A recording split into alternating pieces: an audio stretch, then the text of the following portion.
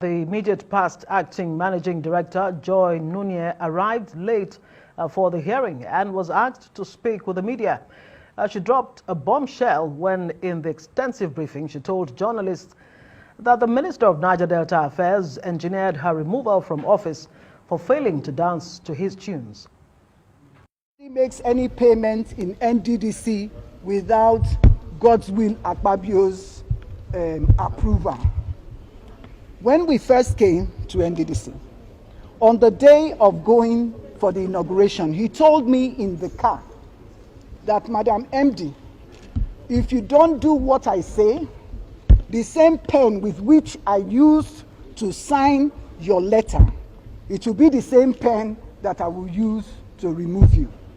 He said the first thing I should do when I get to Port Harcourt is to change the dollars in the NDDC account. I was scared to do that. After that, he came to Port Harcourt 2 days after the inauguration. He said the first thing I should do is to make sure I change the dollars.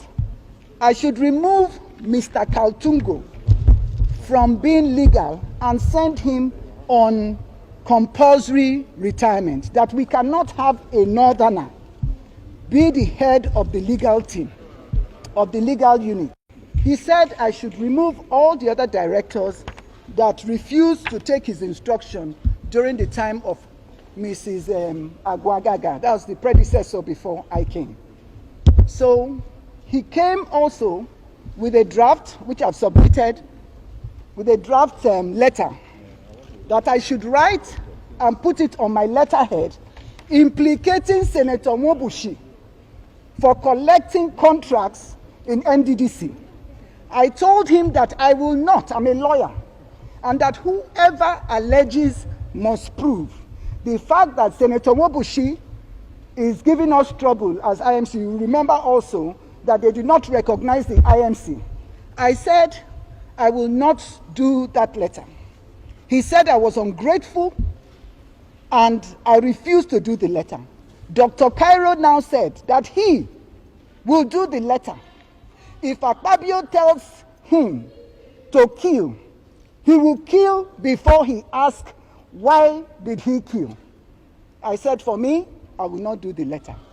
At that place, there was Mr. Etiebet, who was the only staff of the NDDC that was present at that meeting.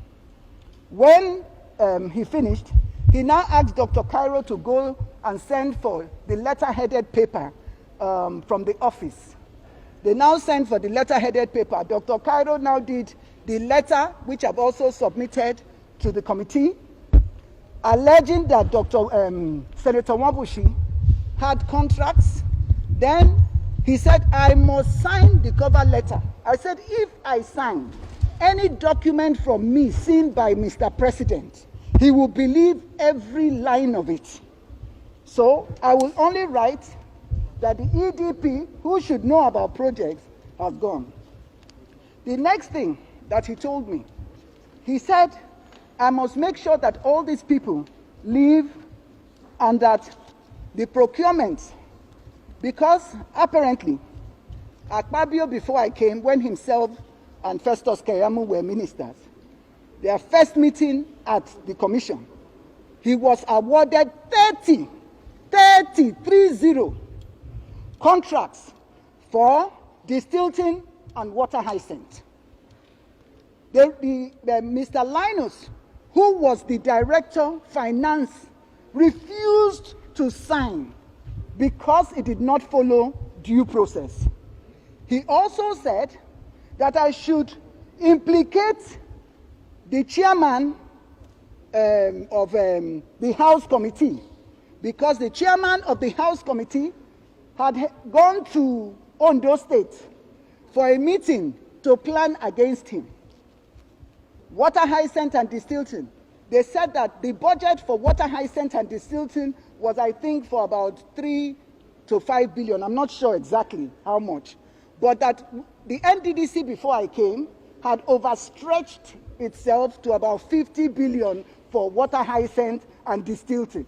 And so the National Assembly had written us, they have it also, They had written us that we should not pay for anything like that.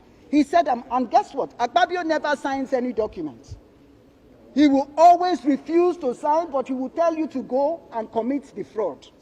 For instance, he told me to go and raise a memo and give an emergency contract for flood victims. He wanted me to take an oath.